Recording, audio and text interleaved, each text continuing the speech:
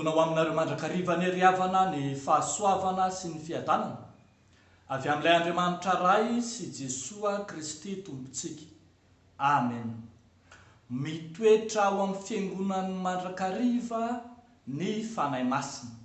Mitoetra ao amin'ny fiangonan'ny mandrakariva ny fanahy masina.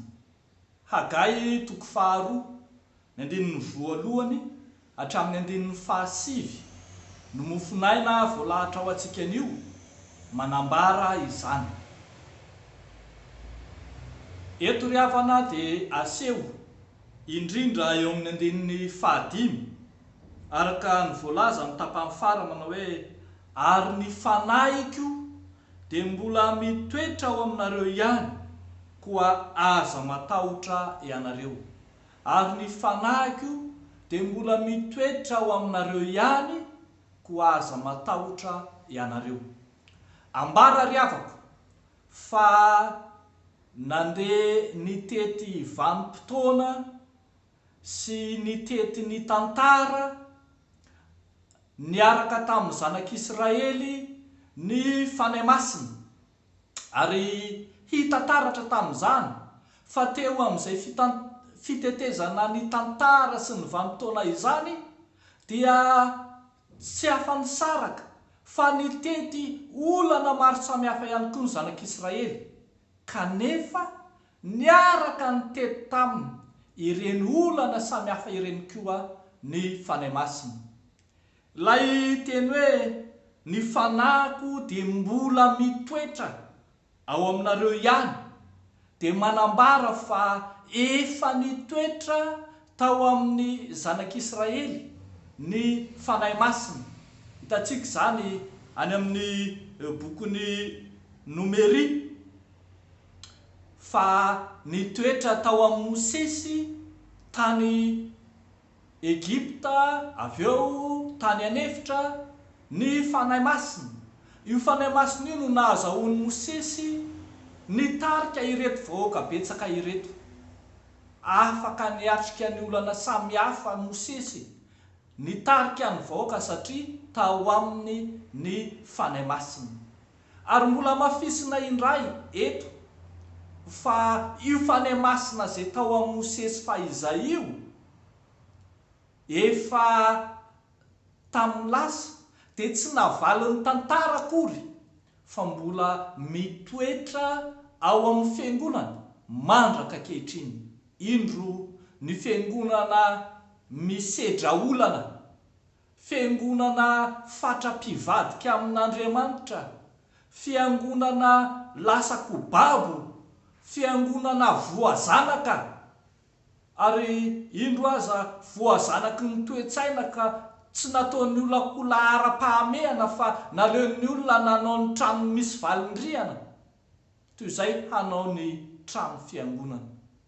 Kanefa mampahatsiaro ny mpaminany Hagai, mampahatsiaro Andriamanitra amin'ny alalan'ny mpaminany fa mbola mitoetra ao amin'ny fiangonany ny fanahy masina. Ry havako malala, natoinona sedra atrehan'ny fiangonana, natoinona fotoana lasa, natoinona fihodonan'ny olona amin'Andriamanitra dia ambara fa tsy Andriamanitra velively no anatsoaka ny fanahiny amin'ny olom-boafidiny.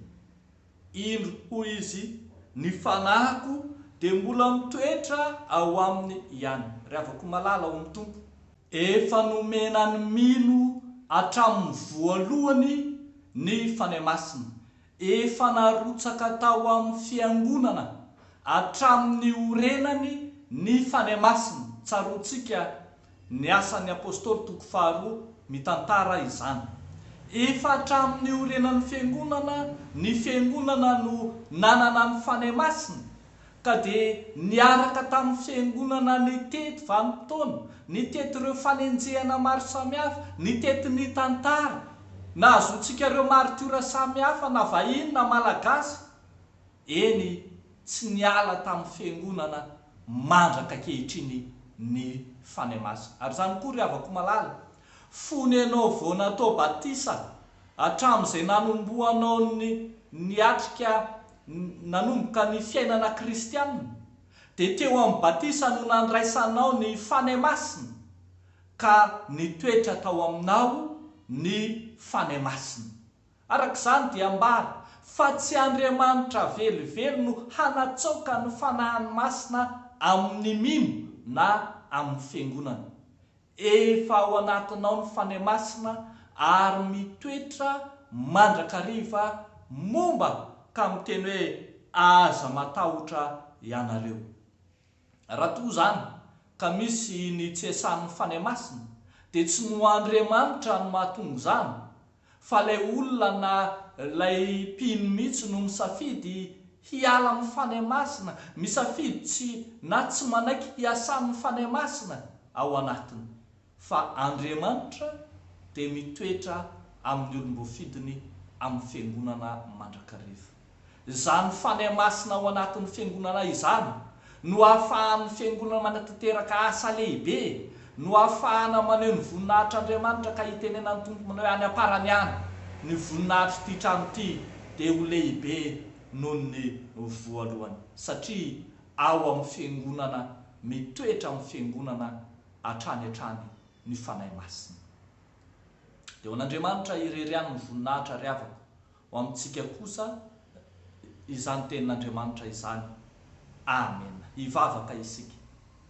Raha eo misaotra anao izay no ny fitiavanao sy ny famindramponao taminay, mbola andrenesanay indray ny teny fampanantenana, fa tsy mandao anay na mahafoy anay akory ny fanahinao masina.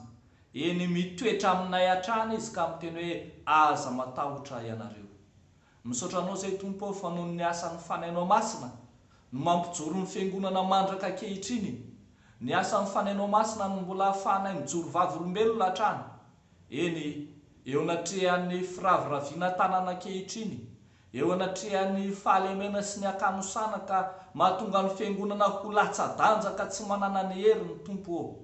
Ifonanay aminao zany, fa momba mandrakariva ny fiangonanao ka ahatonga ny fiarahamonina hanasokajy ny fiangonana ho zava-dehibe, eny mihoatra noho ny toe-karena sy ny fandrarahana samihafa, ny hery ny fiangonanao.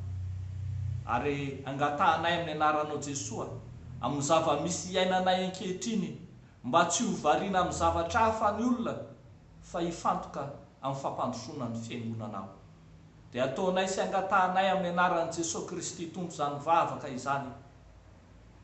Amen.